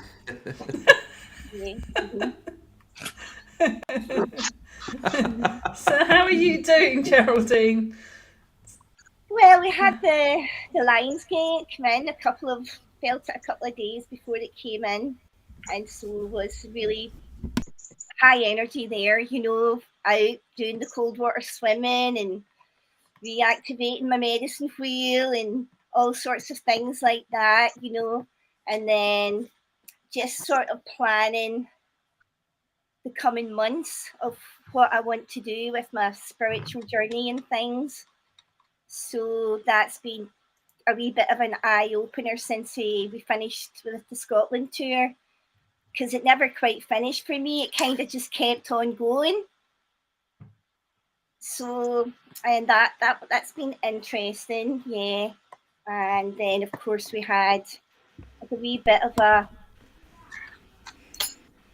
sadness going on, to do with what's going on in Mali at the moment. That kind of triggered me a bit, because in 2017, at the time of the eclipse, there was the eclipse went over the whole of America. Our house was flooded, and we sort of kind of had to move out of our house. We lost everything and things like that. So when I was watching the footage of that, and I was like, you just feel it. It brings it back on you, So that was a little bit, sort of, kind of, I wouldn't say it upset me, but it did upset me. So, I've been sort of looking at, what you do when things like that are very prominent now in the world, and how do you kind of take a neutral point of view, as Andrew points out, and things like that, when you actually have quite strong emotions around it. So today was a day where I'd done the revocations, and sort of, see this stone here? Laura, you gave me this stone on the tour, and I thought it's a piece of rock crystal. I think it's an Andara, because the other night I put it in my hand and I was in bed and it nearly burned a hole in my hand. So I thought, right, okay, then suddenly I had another 3 of these have turned up in my life in the past few months, that people have just given me. A brown one, a black one, and there's another green one around somewhere. So, you know, I just thought, well, today's a day where I'm going out to my medicine wheel. I'm going to do some cleansing and do some revocations and just sort of like, you know, work on my spiritual hygiene. So I've been sort of doing that today. Saged under my bed, saged my whole room, redone the crystals on the four corners of my bed and around the house. So I'm sort of like feeling a bit more empowered, if you know what I mean, in that respect. So yeah, I've just been wondering, you know, like the next few months, what are you changing in your life, you know? So I've decided to pack in one of my jobs because I've got 2 jobs, and I thought, well, one of them has to go because I think I need more time for myself, you know. And then I'm like, well, what direction are you going to go in? So I was just wondering if you picked up on anything about future directions that Can would I be ask possible. you a question? When was the last time you were in a relationship? Oh, well, I don't really do relationships since my last one, which was maybe about 8 or 9 years ago. I do date, you know. I was out with a guy a couple of weeks ago there, and I might actually ask this other guy out. When's the last time you've been? When's the last time you've been intimate and it was good? Oh, not for a while. Not for a while. More than 5 years? Oh yeah, definitely. About More 8 years, probably. 30? No, not. Did you say 30 years? No, Andrew. No. It's like, oh, hold on a minute. Maybe 5 lifetimes ago or something. Okay. More than 10 years? I would say maybe about 10 years or something. Okay. So maybe do you think that should be on the horizon? I think it would be on the horizon. If it's not on the horizon, it doesn't seem to be getting over the hill yet. No. You're just not making it any kind of viable goal. You're not giving it any effort or energy. I think I have men come into my life. If the chemistry's there, or if I feel I can be bothered, then I would go. If I could be bothered, that's a big reveal statement. If I could be bothered, you know. If you could be bothered for an orgasm? But the thing about that is, it's like, do I have orgasms? Yes, I do have orgasms. No, you know exactly what I'm talking about. Leave the soul aside. You're talking about the intimacy, is that it? Might that be the future part you need balanced? I think, you know, if it happens, it happens. You know, I get a lot of comfort from my male friends and sort of like closeness in that respect without the sexual encounters. And what about fun, though? What about fun with your male friends? Yeah. Well, is it time for a roll? Is it time for a good roll in the hay? Roll in the hay. Oh no! I'll tell you what, Andrew. You see, if it's on the horizon, I'm going to know it's on the horizon. Well, I'm trying to tell you it's on the horizon, but you keep avoiding that horizon. By getting pulled into other things that are pulling you out of that sacred neutral stance. Because being sacred neutral with all the stuff from Maui is just meaning that information won't change you. Doesn't it? You can watch it without getting too entangled. And part of the reason I guess you're doing that is because you're not having fun elsewhere. And why would Maui burning down have any effect on you having an intimate relationship with anybody? I don't think it does. Does it? Apparently it does. Why? It's an easy thing to insert to avoid the intimacy part. I'm not really. It's like, if intimacy comes around my corner of life, then I will embrace it. But it's been 10 years. I'm not going to. Come on. It's like, it's been 10 years. I don't. It's been 10 years. At what Yeah. point are you going to stop lying to yourself that you're waiting for it around the corner? When guys come my way and if there's something there, then there'll be something there. But it's been 10 years by your own words, right? I have somebody in my life that it's just going to sort of be boring. And a lot of the guys around here, and it has to be said, it's drink, it's drugs, it's those arguments for limitations are so strong. It's like if there's nice guys come around, then that's nice, and I do engage with them, but it doesn't seem to go that far that I'm going to engage with them in a sexual manner, that it's something that I feel like I need to be rushing into, really. I'm not telling you to push into it. I'm telling you to look at it as part of your future and to not avoid it anymore. And that intimacy moving forward is something you need to balance in your life. It's not about opening up your legs. It's about opening yourself up to the skills. Because by your own words, it's been 10 years since that's even been any form of factor for you. For you to say that in your own defense, if it comes around 10 years later, it hasn't come around, right? Therefore, you must change what's coming around the corner. It has come around on a few occasions, but I haven't been wanting to sort of go down that road. So you're pointing your finger at me. Okay. I'm not looking for Mr. Perfect. I'm not looking for that. I'm not looking for somebody that's super spiritual. I would like somebody that would just accept me to be who I am, so I can free flow in my conversation. So how's that statement working out for you the last 10 years? It's on and off. It starts and then it goes. It comes and it goes. And then the thing as well about it is, and I don't know what it is, but it's like, if I really have a thing for somebody, they fucking turn out to be gay. And I'm like, they're into fucking guys. And I'm like, all right, okay then. And that's before I would even suss that out. Okay, so you're gay. You're gay dark. Okay. Okay.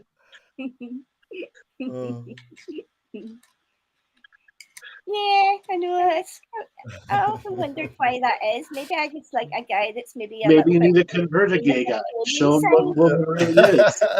What's that, Christ. I said maybe you need to convert a gay guy. Show him what a woman really is. Take this, bitch. Exactly. Oh yeah, here we go. Slap him around a little bit. There seems to be a theme for today's show. Yes. Yes, it does, David. And it's Lionsgate, so it's the things that you wanted to avoid. Tara Jacobs has a question in the chat, which is very much put in it. Tara asks, Andrew, as someone who's been in relationships, is it really such an important aspect of love? Relationships mostly seriously lacking intimacy anyways. You want to take it, or you want me to take that one? So I love David's term the other day, transactional relationships. Have no intimacy and have no love. Is it a relationship on a transactional basis? So that's all that it is. It's a transactional based relationship. If you want intimacy and you want love, that makes it a real relationship. And when you break it down to words that simple, yes, love does make a difference. Intimacy does make a difference. And love and intimacy come in many forms, and we must be willing to practice the wide variety of all of them. Here's the thing. When people talk about intimacy, they're talking about the concept of connection. Okay? This lady that you're speaking to right now, she's looking for connection. Is that correct? Yes, Geraldine, you want a connection. You want Before connection. anything else happens, you want to know that there's a soul frequency connection that shows potential. Andrew, you've gone to R2D2 mic again. Yeah, your microphone's a bit wobbly there. I like to have real connections with people. Geraldine, Yeah. Geraldine? Mm-hmm. Okay, so not everybody is wired the same way as you are. So as an example, some people, if you think about the chakras right now, imagine them in your head. Some people connect from the head down, some people connect from the bottom up. Does that make sense? Mm-hmm. So not everybody will be the same as you. Now, what I am guessing from you guys, from you, is that you want to connect from the head down. Does that make sense? Not really, because Okay. I don't feel as if it's set in stone. You know, I connect on different levels with different people depending on the type of people that they are, what their conversations are, you know, the way I they can make this really are. simple for you. Let me ask you a very surgical question. I'm Go sorry. for it. I like to speak surgically because okay. When was the last time you saw a man that you just wanted to football tackle in the dirt and have your way with? About 5 years ago, maybe. You just wanted to football tackle him into the dirt and have your way with him. Is that correct? Well, yes, but that wasn't going to happen because he wasn't that interested. So I was fucked again, and he I'm wasn't sorry. gay, by the way. No. This is not about whether he was interested or not. What did you do when you saw that individual and you wanted to football tackle him in the dirt and have your way with him? What did you do? Did you do anything? Did you even say hello? Did you say, "Hi, my name is Geraldine. I'm going to football tackle you now"? Well, we flirted a bit and had a bit of fun and a bit of a giggle and just like, you know, a bit of banter, as they say here in Ireland, a little bit of crack. And so you had all of that going on and you didn't football tackle him in the dirt. Why? Because he was not interested. It And wasn't going. did he It say, wasn't going to go down "Geraldine, that I'm not road. interested in you"? He never said that like the way you said it. His body language and his conversations in regards to where he was in his life, he was not in a place in his life to actually be wanting to be involved in any kind of a relationship. And he made that I clear never in a said very nice relationship. way. What about an hour and a half relationship? We never said relationship. I said, when was the last time you saw a man that you just wanted to football tackle into the dirt and have your way with him? I never said anything about relationship. You see, It was still about 5 years ago. All right. So honestly, you saw the man, you had quick banter with him, because you see, what I'm talking about is purely carnal. But It wasn't you a want the quick banter, connection. David. It wasn't a quick banter. We were good friends and hung about for about 3.5, 4 years. You really want connection, don't you? You're starving.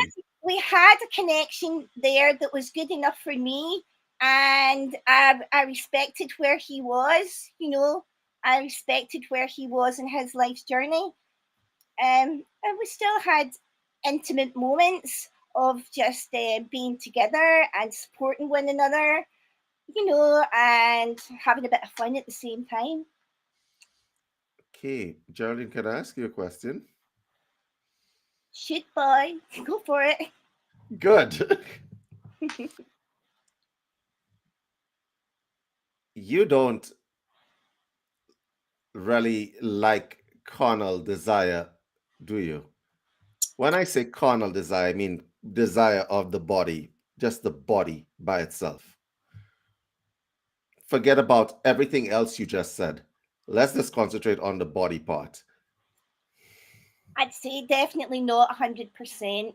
It's like, it's not a thing that I would be focused on as my mainstream. Or would it be? No. I didn't ask about the mainstream. I'm like, just generally, when you think about it, what happens in your head?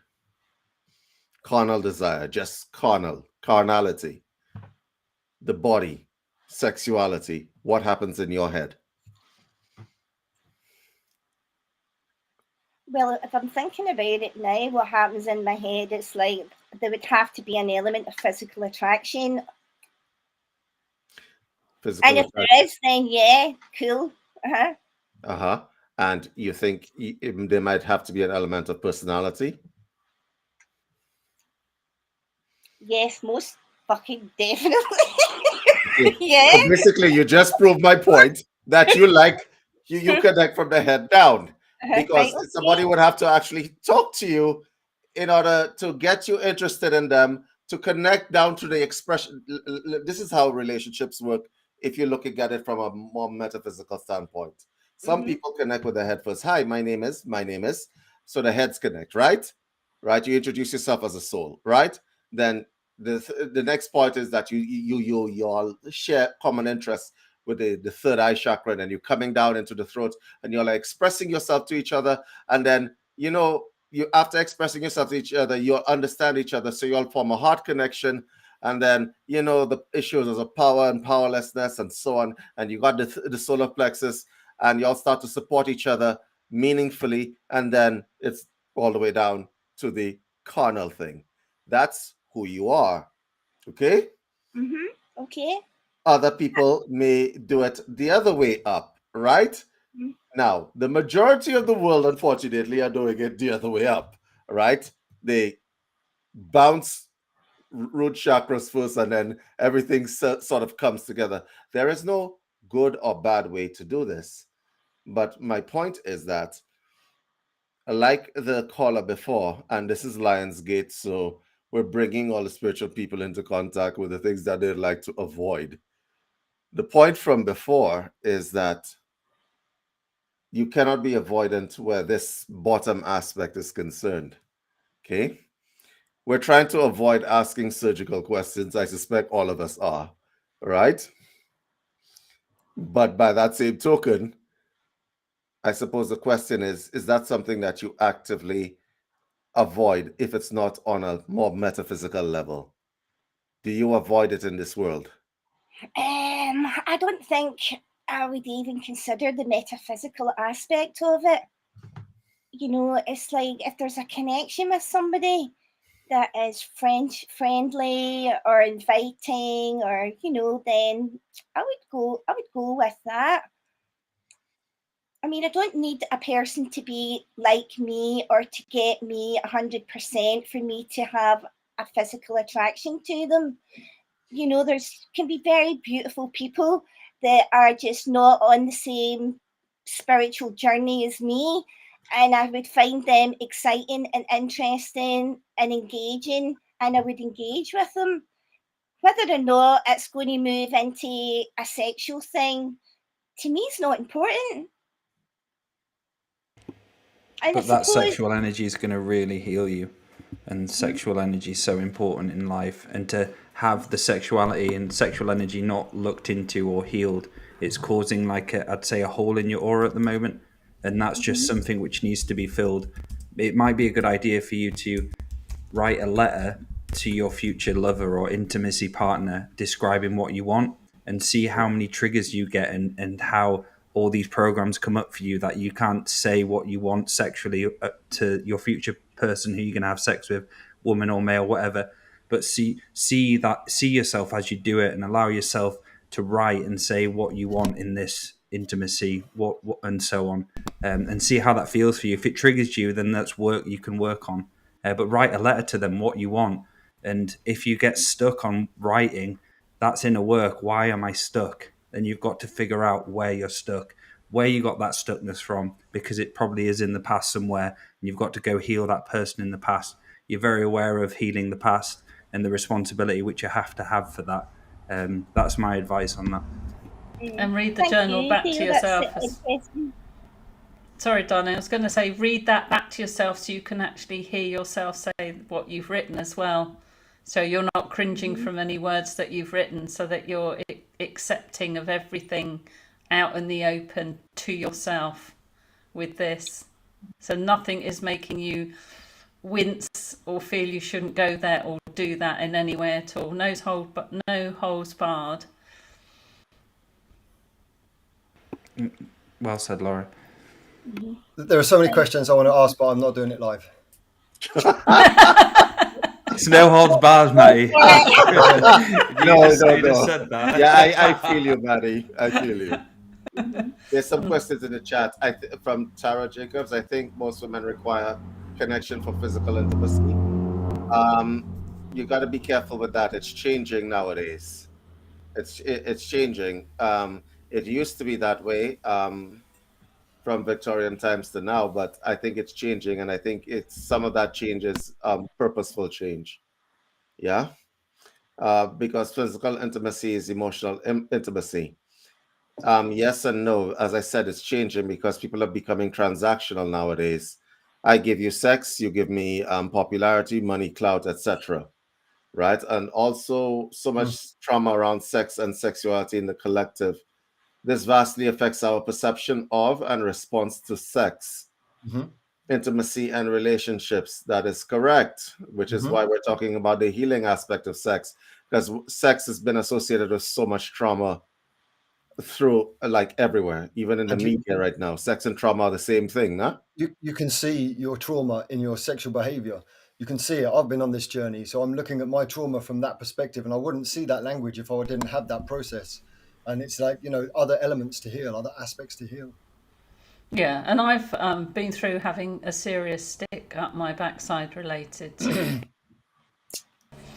so once that was removed, I'm a lot more, I was going to say laid back about it. I'm not using very good expressions here.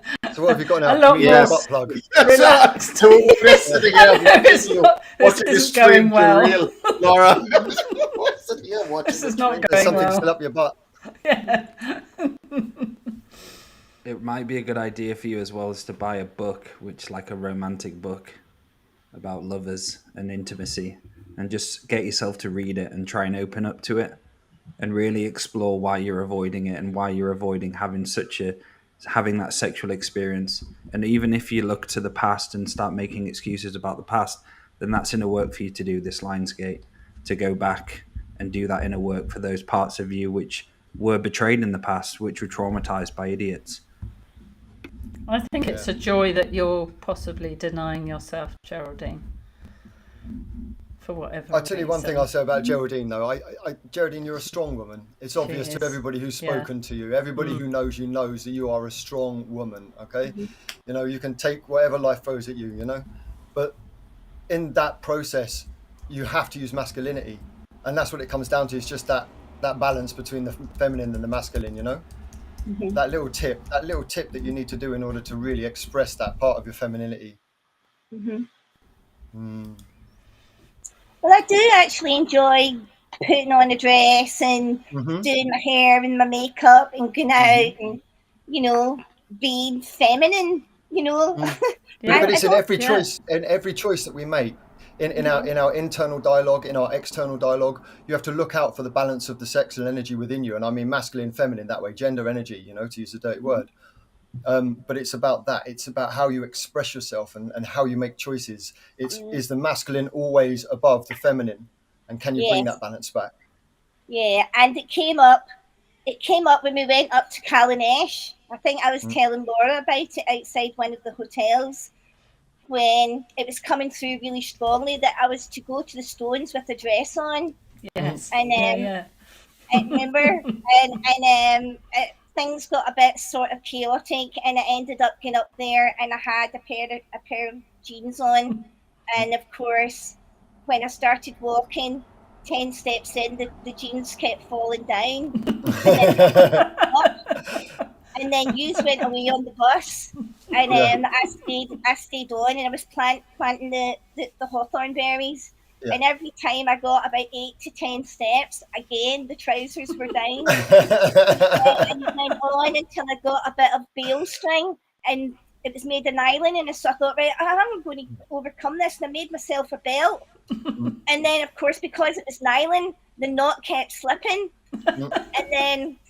And it was just coming through. We told you should have worn a dress. We told you should have worn a dress. Look, that's a fucking obvious message, right? Yes. Take the trousers off and wear the skirt. Become the woman. Just take the man's trousers off. That's the, it's Spirit taking symbolic. Your trousers down, Gerald. And don't be a man. That came through then about that was one of the places where I should have embraced the feminine aspect of myself. but I had the man's fucking trousers on, which kept falling down. So it was a really interesting lesson there. Yeah, you learned the wisdom that their stones had to give you, though. That wasn't a failure in any way, shape, or form. It was loud and clear message. No, not at all. I'll know what to wear the next time.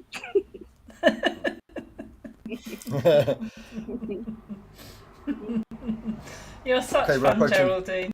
You're really great. Oh, Geraldine's one of my favourites, man. Yeah, she's such a strong woman.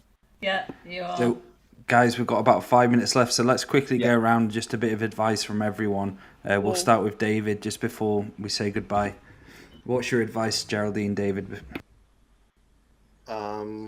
My advice to Geraldine is pretty much the advice you gave. You got to explore that aspect of yourself, cutting off that aspect of yourself. If you are feminine and you are being in the feminine, what happens is that this is not how it works. People think that if you stop the feminine, it's maintained. It doesn't work that way. The encroachment of other forces comes, like the masculine energy, and then you lose something in the process.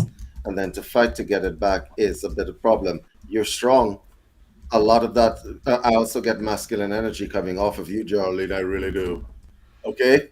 So man, I'm listening to you. Even that voice there, right? You're strong as hell. So I was taking the piss there, by the way, David. You're strong as hell, and I think you're physically strong as well. Don't take me too seriously. She'll get her balls out in a minute. Yeah, I realize, and I suspect you're also physically strong as well. So pay attention to that. Pay attention to what's happening inside your body, right? Because here's what's going to happen. The encroachment of all that masculine energy is going to make life a little bit more difficult for you, okay? All right? So my advice to Geraldine is find somebody that you have a connection with and go tackle them into the dirt. Mm-hmm. Well said. And Laura?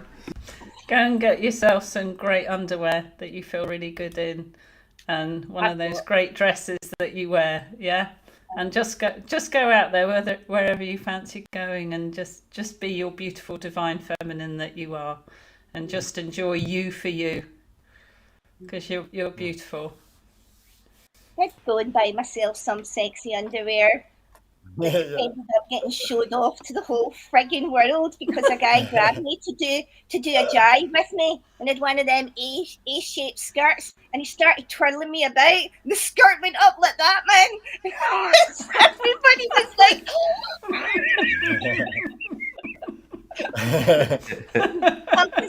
I'll consider doing it again for you, Laura. At least someone got to see it.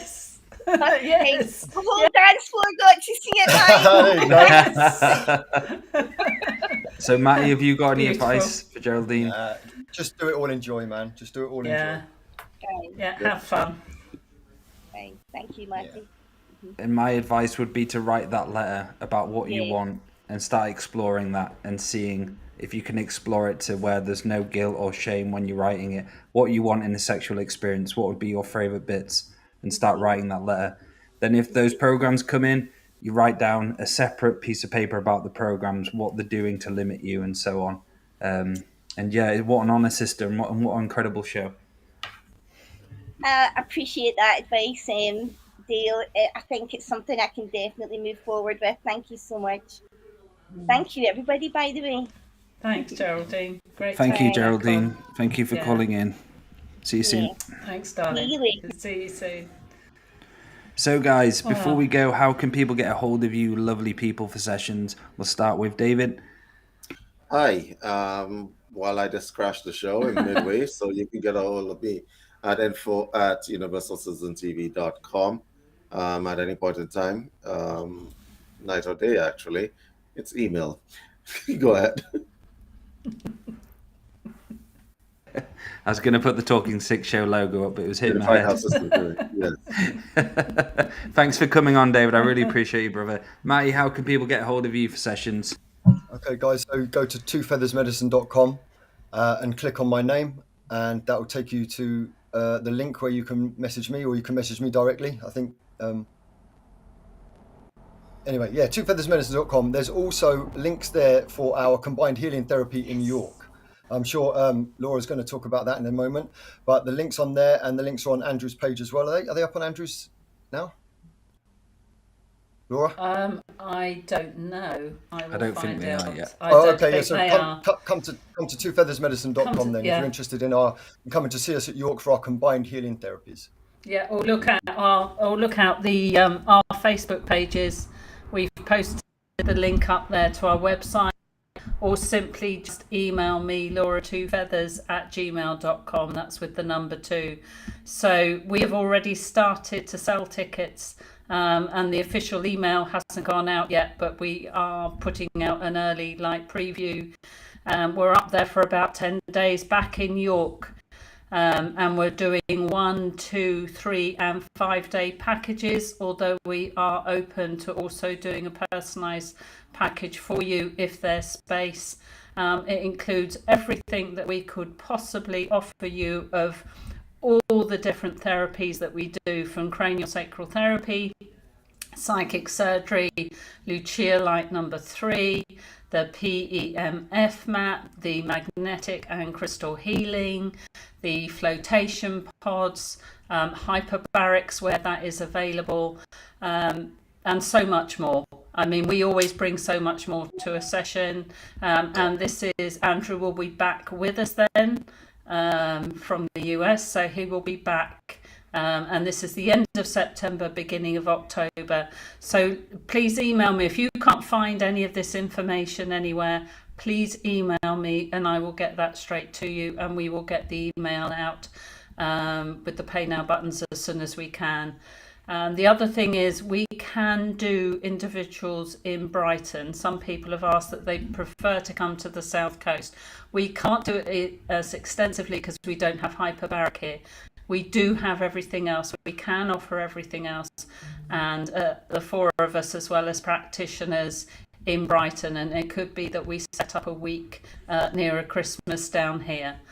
So there are possibilities also of coming to the south. It's just taking longer to organise than York.